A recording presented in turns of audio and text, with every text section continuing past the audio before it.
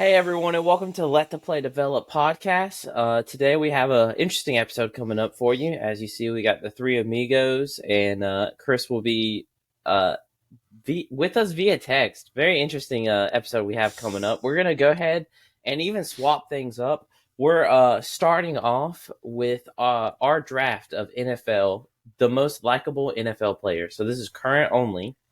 So that'll be interesting. And then we're also going to give you some of our winners and losers from the past week in sports. So without a further ado, y'all ready to get into it? Let's do it.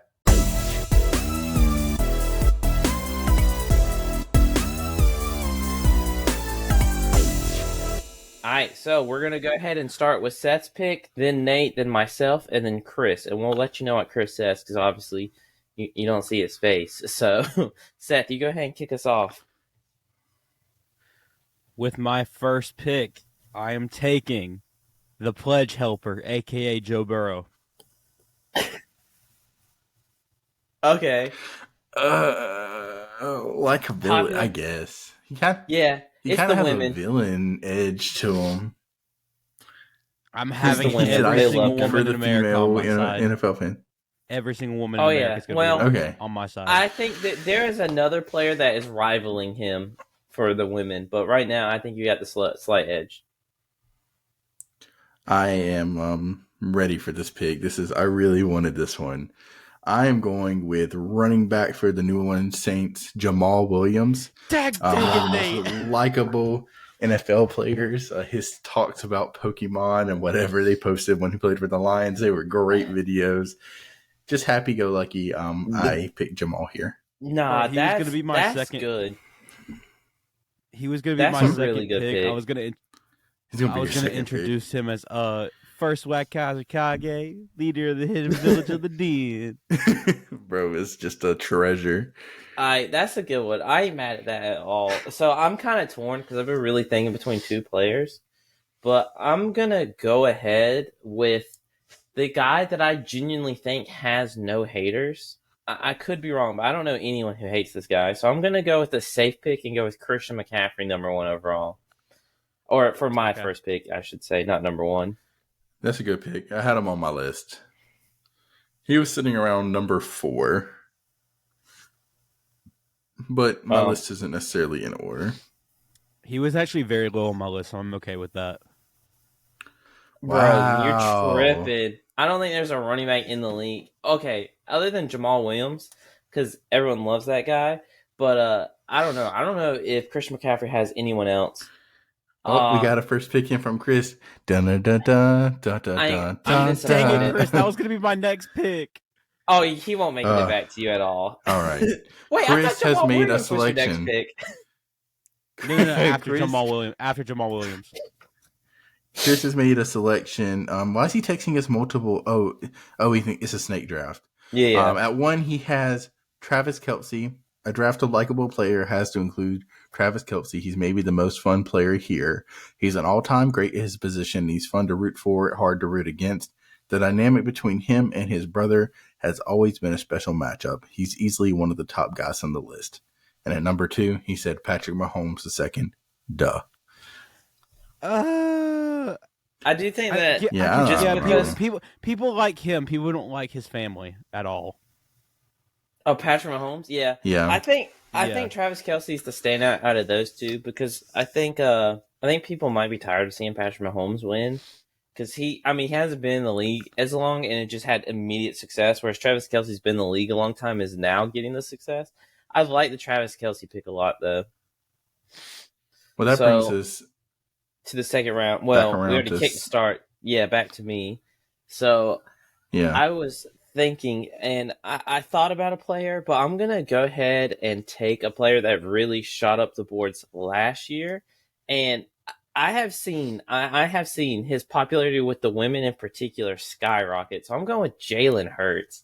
Listen, I'm pretty sure almost everyone other than Cowboys fans, really. Now, Cowboys fans may hate him, but I think everyone else, and there's a lot of people who hate the Cowboys, really like Jalen Hurts. So I'm going with Jalen Hurts here. It's just like when that's fair. When that fan fell onto him from the stands, and it fell over, and he helped him up and took a picture with him. Exactly. Such a good guy. like I'm sorry, but a lot of famous people are like, get off of me. This man helped this person up, then gave them a photo. So I like Jalen Hurts. So that's back to me, right? Yes, it is. Okay, so with my number 2 pick, it's time for me to get my quarterback in. I'm taking Josh Allen, such a likable guy. And the reason I say that isn't because of his on the field stuff, or it's the Bills' social media team has really just shown Josh Allen for who he is. Honestly, you're like, happy birthday, Josh, and just watching him react to the gift, stuff like that. That is great content. Honestly, my favorite one in particular. What was that said? My favorite one in particular is the one where he gets the video from Matt Barkley. Oh yeah, yeah, that's great. No, those are great. Honestly, to me, I think Josh Allen. This might be controversial, but on the all-time likable picks, I think I like him over Patrick Mahomes. Now, not on a skill thing, but saying. Yeah, I like him more than Patrick for sure. Patrick wasn't on my list, not out of disrespect, but I just didn't have him. Yeah, I know. I think some people don't like the fact he came to the league and dominated. I don't mind that. I don't know. I don't like listening to him talk. It's not personal. He said, "Get out of here, Kermit." Such an old joke. Go ahead. All right, with my second pick, I'm going to take. He plays for the 49ers tight end, George Kittle. Okay. Good pick. Brad had convinced himself. Very I don't remember where he played that, but yeah, if you NFL mic'd up has really made this guy a very likable person because he just shows off his personality. And also when even when he's not mic'd up, the camera finds him. My personal favorite moment of his is the one where he's like talking to the reporter, and she's like, can I go now? She's like, yeah. He goes and runs off like a little boy. That made me uncomfortable. You're welcome. I don't feel safe anymore. Alright, Seth. All right. Throwing it back to you. With my third pick, I'm going to be taking Philadelphia Eagles center Jason Kelce. Yeah. I like Jason better than I like Travis. Honestly. I think Jason's a little bit more likable, mostly because of his ultimate dad energy that he brings. Where Travis is the more let's party, let's hit the kegs, boys type guy. Jason's the more like, let's go home and watch a movie with the family. Honestly, I want Jason at my family get together. I was gonna say, and granted, I took 2 picks over him, but I honestly do think it's kind of despicable that Jason Kelce went 3rd round. So I think you got a massive steal there. So great job. Okay, well, you're up next, aren't you, Steven? No, it's you, Nate, and then I go. Oh, it's back to me again. I am so slow. Oh, no, you're good. Can I pick a weird pick here? Oh, if you pick my pick, I'm going to be mad. Go ahead. No, I'm probably not going to pick what you pick. I feel like you are. So I have one guy who might come on later on my list who I don't know if he has a job in the league right now. He might. But this guy, it's not so much that this guy, it's not so much that people love him, it's so much that people don't hate him. And I'm not picking that guy yet. I'm changing up. We're going a different route. I'm going to go with this. I'm sorry, I'm going with the safe pick. I'm going to take Von Miller here. I think he's a likable guy. Honestly, he is. Yeah. I'll pick a riskier one later down the list, but I was gonna pick. I might show y'all who. I'll tell y'all later in the honorary mentions if they make the list. But no, Von Miller. I got to play it safe. We're too early to be taking people that I know won't be there. I respect it. The fact that Von Miller is a massive reason why the Panthers don't have a Super Bowl, and I still don't have that much mean to say about him. Just shows how likable of a guy he is. So I think it's a good pick. I think it's the glasses. So he does look way more likable with the glasses. For controversy. Oh yeah, I agree 100%. And I don't know, something about him off the Broncos has made me like him more. Maybe that's just the bitter Panthers fan. I don't know, but him on the Bills and Rams, I just feel like has been I just liked him more. Anyway. I'm going to go ahead and move on to my 3rd round pick. My 3rd pick. This one might be controversial. I might get some hate for it, okay? But that being said, he's the most popular player at his position. If you've seen any interviews about him, bro looks wild. He has so many more talents than just playing football. So I'm going to go with the one, the only, Justin Tucker. That's where I'm taking a kicker, baby, just because I think, bro, I love Justin Tucker, so I feel like that's a great thing. Like, thank you. Dang it, Steven. hey. Chris just texted in, and he said that 3 things are certain in life: death, taxes, and Nate fumbling a great draft in the 3rd round. Did I ruin it with Von Miller? Is he a bad pick? I don't think his 3rd pick. I would like to reserve until I see his 3rd pick come in just a second. Bro, no, Steven, I was also thinking about taking Justin Tucker. Bro, what you didn't mention, Justin Tucker is not only the best kicker in the NFL and probably the game's ever seen, bro is an incredible opera singer. That's what I'm saying. And a great personality, dude. His teammates love him. No kicker gets respect like Justin Tucker, so I love that. Okay. Facts. Well, we got Chris's pick in. He picked the guy I was talking about earlier. You don't hate him, as Teddy Bridgewater. He was on my list. I was thinking about drafting him. But he said, you're a criminal if you hate or root against Teddy Bridgewater. His story, everything he's had to go through with injuries and fighting back into a starting role. He's a man you want to see succeed, and he's just fun. I don't know that I've ever seen him frown. And he takes on that pick. I almost picked him, but you know what? I wanted to be safe, and Von Miller is just as likable as Teddy Bridgewater. I'm sorry.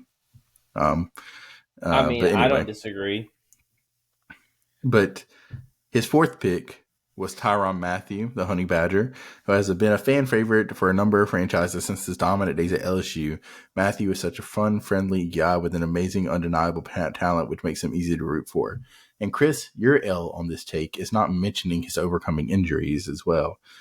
So, you know what? Maybe he just got tired of typing. Yeah, it could have. Honestly, I'm a little confused by the hate on the Von Miller. I like Von Miller. I don't think that was a bad pick. So I'm gonna go ahead and move on to my 4th round pick. Okay. To me, I'm glad that I got the support that I got for the Justin Tucker pick. I'm about to go with another one that might be controversial because I feel like not many players who've played 1 year in the NFL will make this list. But I'm gonna go ahead and take a guy who just showed up on the scene last year and exploded, and I think everyone was happy for it. And I'm taking Brock Purdy, baby. I think he's the most likable 49ers player. So, or actually, maybe behind. I took Christian McCaffrey number 1. I took George Kittle, but I think he made the whole 49ers like as a whole more likable. So I'm going with Brock Purdy here with my 4th overall. That's a great pick, Steven. I like it. Thank you. Very solid. A really good pick. Mr. Irrelevant. Back around to me. And I'm taking this one to spite Chris. He's probably not got him on this list, but I got Taysom Hill here. Very likable individual. I love it. Mr. Utility, Mr. Plug and Play. And I don't know, he's always got a smile on his face. He's always having fun. I don't think anyone hates him unless you're watching the game and you know he's about to run the ball at quarterback and you can't stop him. That's the only time people hate Taysom Hill. Or if you were an Alvin Kamara fantasy football owner and you saw Taysom Hill keep rushing in 1 yard touchdowns instead of Alvin Kamara. But I get you completely. Oh man, I don't know why Chris always comes for me. You know what? So I'm gonna just make it a point. Okay. He had some choice words. Suitable. Very. He sent us some expletives. He was not a fan of that. Or I don't think he was a fan of you taking it, Nate. I think he likes the pick. That's so funny. I had to. He was on my list waiting there around that spot, so I had to go ahead and snatch him up just to spite Chris. I get you. That's a good pick. I like it. But I hate the fact that I have 2 Saints players on my list now. But that's fine. I got 2 49ers. Jamal Williams is still a Lion at heart. Dude, I love the Jamal Williams pick. Back to me. Yes, here? You got 2. You finishing up to or your draft? I mean. All right, boys. My number 4 is a no-brainer. I'm taking Mr. Gwitty himself, Justin Jefferson, the wide receiver of our generation, baby. I have to say, inspiring kids all over the world to hit the gritty. I have to say, to me, he was the hardest player to rank because I didn't know if I was just putting him too high or what. But I like the pick personally. Yeah. I think the only thing I would like to see a little bit more out of Justin Jefferson is I want to get to know him a little bit better. Yeah, but as far as his on the field personality is great. Justin Jefferson for the children.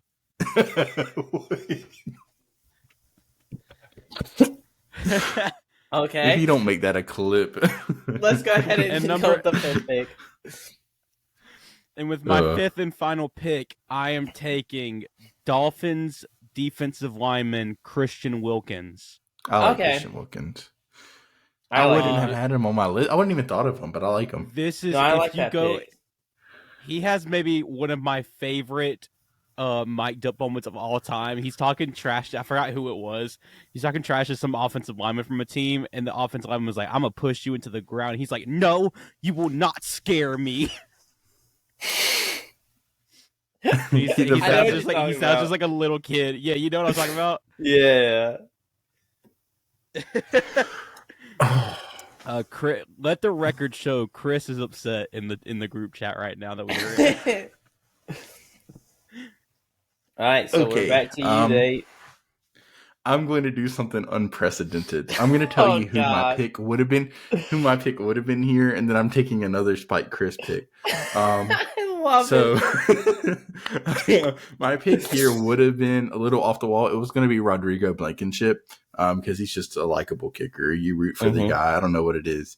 But instead, I'm taking Cameron Jordan here.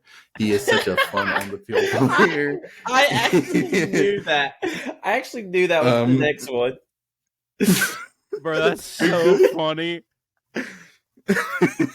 a good Christian fellow. So I'm picking my man Cameron Jordan to round it out. I actually knew that was your next pick. All right, so I feel like controversy has actually helped me because what I thought was controversial picks, I've really gotten your support on. So I'm going to go with the player that I don't even know if he's on y'all's radar. I mean, I know everyone knows who he is. I'm going to go with Tyreek Hill. I think Tyreek Hill to the Dolphins thought about it. made him more likable, and he has some hilarious clips. Lionel Messi going to Inter Miami. The video he sent him was hilarious. Him going on Jake Paul's podcast, hilarious. So I think Tyreek Hill is becoming more for the people. So I'm gonna take Tyreek Hill right here. I like it because he just ever since Tyreek Hill discovered Fortnite, he's become a more likable individual, or started streaming it. Because that just I mentioned it before, that one clip of him just getting ran up on by a gang of bananas and shot up in the game. It's hilarious. Just watching his reaction. I'm telling you, I agree. I think over the last 2 to 3 years, Tyreek Hill, I mean, obviously he shot up like the wide receiver board as being one of the best wide receivers, but also on the likable scale. Mm-hmm. The little peace thing gets a fine. You know what he does? He gets gloves with the peace sign like on it so you can see. He just put his hand up and it has like a peace thing. I love him. Why does it get a fine? I guess he was taunting. I think he was taunting. So okay. Well, now we're at his last pick. Chris picks Trent Williams.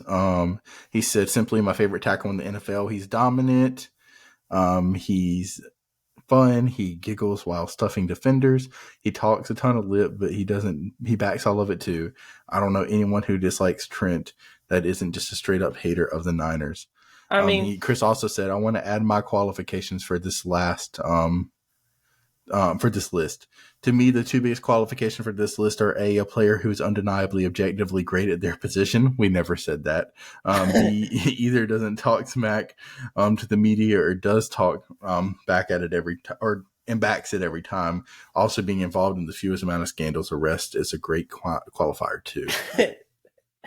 I mean, if we are talking about great, then like even the greatness of the player, that I think other than Brock Purdy, and I'm not saying any hate towards his skill because I think he is a really good quarterback. He just hasn't proven as much yet in the NFL. But I mean, I got some studs on my list either way, so I'm feeling good.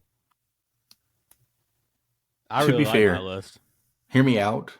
Chris is going to listen back to this and be like, he's already said I was pandering. The only pick that was made purely out of spite was Cameron Jordan, which I still think he is one of the NFL's most likable players. But I already had Jamal Williams and Taysom Hill on my list.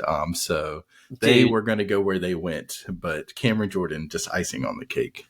So I will just let everyone know how much of it, like, I think my list turned out good, but something I did miss, and I just wanted to give you credit for, Nate. The Jamal Williams pick was fantastic. I don't know how I don't have him written down. I think that was a giant mistake by me. I love that pick. So I have to go back and look. I was just hoping no one else took him. I had 2 honorable mentions in who was it? It was Nick Chubb and Creed Humphrey. The center for I think Creed Humphrey, the center for the Chiefs. Okay. I have one honorable mention. Okay, go ahead. Well, I already said one, Rodrigo, but my other honorable mention was Budda Baker. Until the recent trade request, he's been a very likable guy on and off the field. I think so. And even then, that doesn't make him a villain. Just the Cardinals, it does. Right. So I had 2 honorable mentions. The reason these guys are honorable is because honestly, they were going to be like my last desperation picks. But one is Jeremy Chin. I know you can call me biased as a Panthers fan, but I think he's one of the more popular players on the Panthers. And then on top of that, I don't know how many viewers we have that watch MMG, but he had a series basically dedicated to the Crimson Chin, which is Jeremy Chin. So I feel like Jeremy Chin's pretty likable. And then on top of that, my second one is Chris Olave. I have no idea if anyone even cares about Chris Olave. I just personally love Chris Olave. I've never seen a rookie wide receiver that runs routes so crisp. So I love Chris Olave. I should have put him in place of Von Miller. I could have done almost a complete Saints draft. Dude, I don't even know if he's on people's list, but I love Chris Olave. So yeah. That's fair. I like Chris. Not Long Olave. Yeah. Thank you for clarifying. Just to be clear. Okay. Well, that wraps up our draft, right? Yep. Sure does. Okay. All right. So he said congratulations to Steven on smoking another draft. I think Chris just loves you. I think so. He does. I don't know. I think you've had some great drafts, but I don't think you've had undeniably the best draft of every draft we've ever done. All right. So would you like my honest opinion? I think the salary cap, I can't remember what the first draft we were a part of. I think I clearly won the first 2 drafts that we had Chris on the show. And ever since that moment, I've just won every draft after that, whether it be deserved or not. And I'm okay with it personally. I just think Jamal Williams. Oh no, I love the Jamal Williams pick. No matter how bad the rest of my list is, Jamal Williams covers up the other sins. I almost made him number 1. I probably should have. Dude, okay. And I have to say, to me, Jason Kelce in the 3rd, probably the biggest deal of the draft. Maybe Justin Tucker might count, but anyway. So are we going to move into winners and losers? Yep.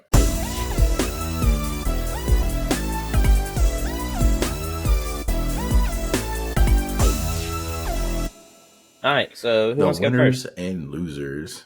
Ooh, I can start us off. I mean, all right, go ahead. Okay, so I have 2 winners, 1 loser. They're all free agency related because that's just kind of where we're at. For the NBA, of course, my big winner, number 1, is Dylan Brooks. How in the world that man got an $80 million contract, the world will never know. We thought he wasn't getting signed, and now he's out here making a bag. But honestly, no matter how much the media is painting him in the negative light, I like the signing for Houston because he is just a guy that can fit in there, bring in, I wouldn't say discipline, but put some of the dog into some of those younger players. So even though Dylan Brooks is kind of like half fake dog, half tough dog, I don't know. No, I get you. But I think he's all about the scrap. He just don't always have the ability to back it up. Yeah. He's gonna talk that talk. Okay, so my second winner is someone that no one is really gonna talk about. So I wanted to bring him up. That's my man Obi Toppin. I really like him being traded to the Pacers and getting a change of scenery. Oh, so he's another winner, right? Yeah, he's a winner. Okay, so coming into Indiana, he's just going to get a chance to get some minutes. He's athletic. I'm going to love watching that athleticism on the play in that offense. So not that I'm ever going to watch an Indiana game, but if they make it to the playoffs, I may be tuning in to watch a few because now that's just a really cool young core. And I thought coming into the draft, Obi Toppin was going to be better than he is. I think being in New York has held him back a lot. I could be completely wrong, but Tyrese Halliburton is very excited about playing with Obi. He even tweeted about it. So my loser is straightforward and very simple. My loser of this draft, as of right now, subject to change depending upon their haul, is Portland. They were not this draft. My loser pick anyway. They were unable to satisfy Dame. Giving Jeremy Grant a $160 million contract is not a great way to let your star player know we are going in the right direction. Yeah. Dame saw that contract and he was like, I'm out. And Dame has taken the high road on this and been very patient and very diligent. So he's really a winner, but I'm not going to put him on this week's list. But the Portland organization has gone into full rebuild. And they're not losers overall. They're just losers for letting Dame go at this point. Personally, if you have a star like Damian Lillard, as much as they need to rebuild, I would have traded to the third pick. I would have tried to get a star, at least give it one more go around. And if you're bad, blow it up and you can get a first pick later. Scoot's a star, but we get stars in the league every draft, every other draft. So if you trust your scouting team that much, then I would have traded the pick. No, I get you. So I'm gonna go ahead and move into my winners and losers. It's kind of funny; they're similar, but a little bit different. So my first winner was anyone who signed with the Rockets in free agency because they got paid. Now, I know a lot of this has to do with the new rule changes with the aprons and the first apron and the salary floor. The salary cap going up. And if you're not within 10 million of the salary cap, you just give that extra money to the league anyway. So you might as well pay them. So not only am I throwing in people who signed with Houston, but I have to say Houston has in 2 weeks, has completely changed my opinion on them. To me, they looked like a team that was going to be stuck to a team where I actually like their direction. Obviously, Fred VanVleet will not help that team long term, but I think he can be a great mentor and help Amen Thompson and kind of show a bit of a winning mentality, which we've all clowned Houston for just highlight hooping, not caring about winning. So I think Fred helps that.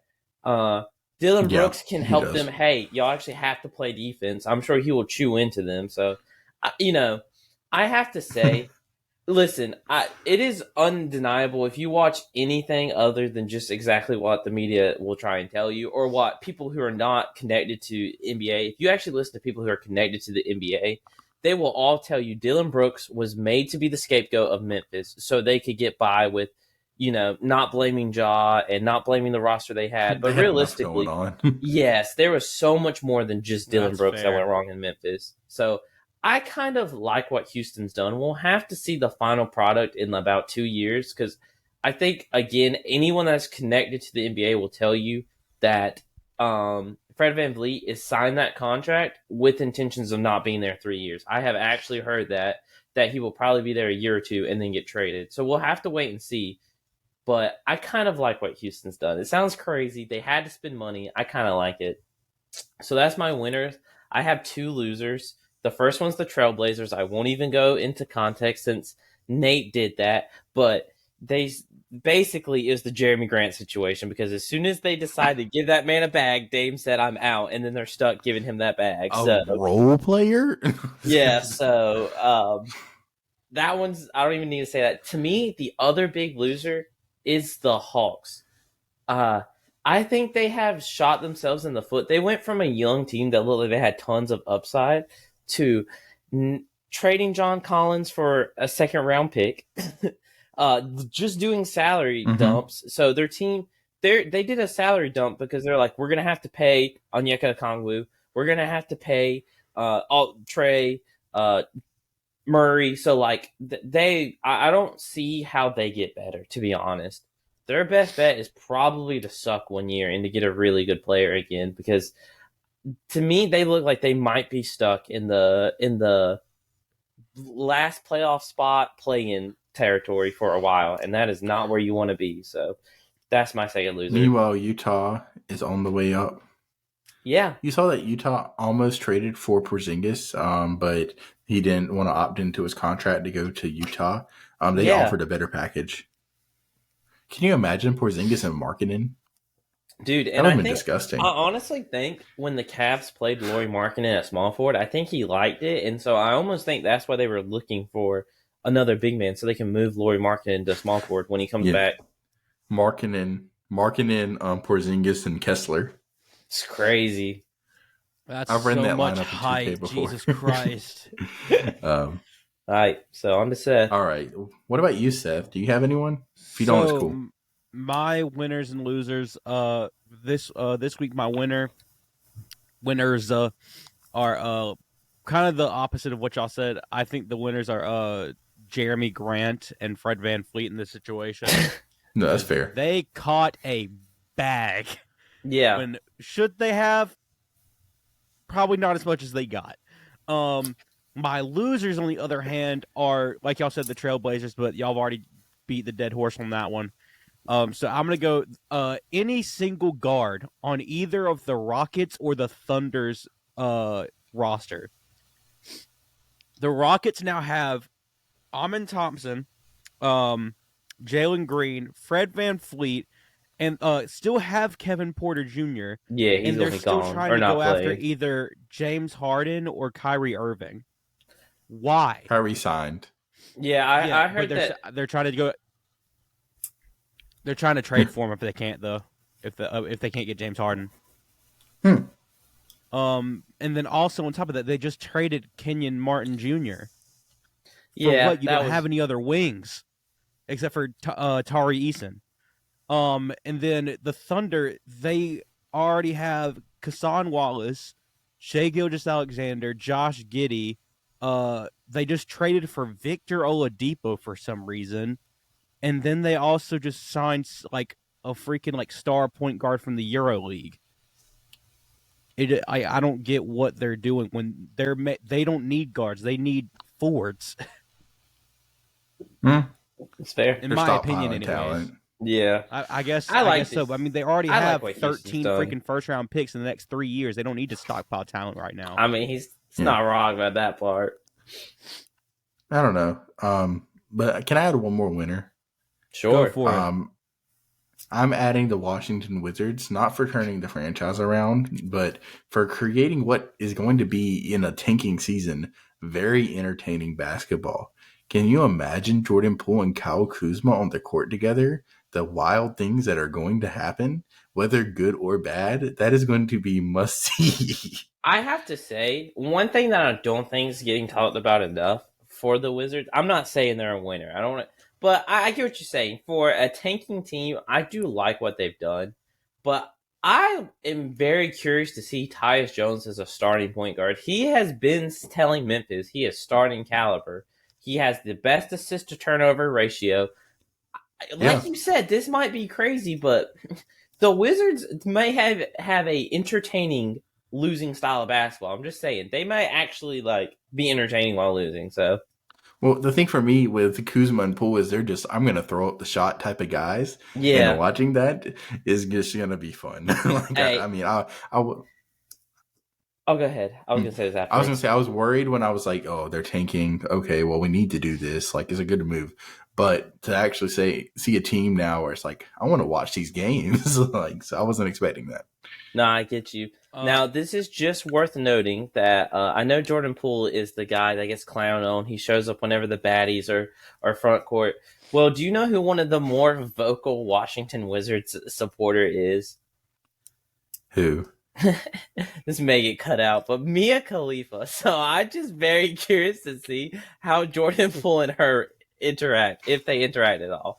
Because I feel like since it's a meme and she writes about sports now, like, it's probably going to come up or something. She's now a personality, so... Yeah, I think that would be funny to see. I hope that there is some kind of interaction this season. Oh, man. No, the biggest thing... All right, the biggest thing for me was... not like you said, I'm excited to see how they are on the court, Kyle Kuzma and Jordan Poole. I'm excited what they do off the court, because those two guys like to have a time, to say the least. Yeah, I would agree with that. They're going to be like John Wall back in DC in the old days, going to the club. We're getting the revamped.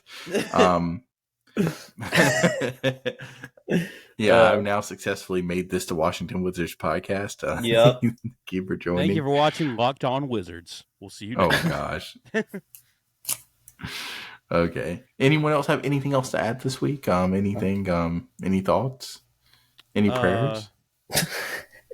I mean, just in my opinion, if a team told a player that under no circumstances will they even think about re-signing him, I wouldn't give him $20 million a year, but the Rockets did it, so that's interesting. We don't know what the market looked like. I guess that's apparently the market was very large and very inflated. Oh yeah. Yeah, I mean, well, remember Dylan Brooks was the aspect. I forgot what trade it was, but there was almost a trade for Dylan, a trade between the Grizzlies and another team, and they thought they were trading Dylan Brooks, but it was actually a different Brooks. And when they found out it wasn't Dylan Brooks, they canceled the trade. They were like, no. Also, like Brooke Lopez got 2 years, $48 million. He's like 36 or 37. Bruce Brown got 2 years, $45 million. Wasn't he on a minimum contract? And bro said, I'm going from minimum to $25 million. Like, that's crazy. Which it does have a team option. Desmond Bain got paid. A 5-year, $207 million LaMelo got extension. 5-year, $260. Tyrese Halliburton got 5-year, $260. People got paid. That was my takeaway. Russell Westbrook. Russell Westbrook, who wants to win a championship. Bro, yeah. Honestly, that's one of the best contracts that's been signed. Yeah, it is. For the team, not for the player. Okay. Well, this has been Locked On Wizards. No, I don't want to get sued. We said it twice. Let the play develop, where we bring you bad takes on a weekly basis, but we hope that you agree with us and like us enough to think they're good takes.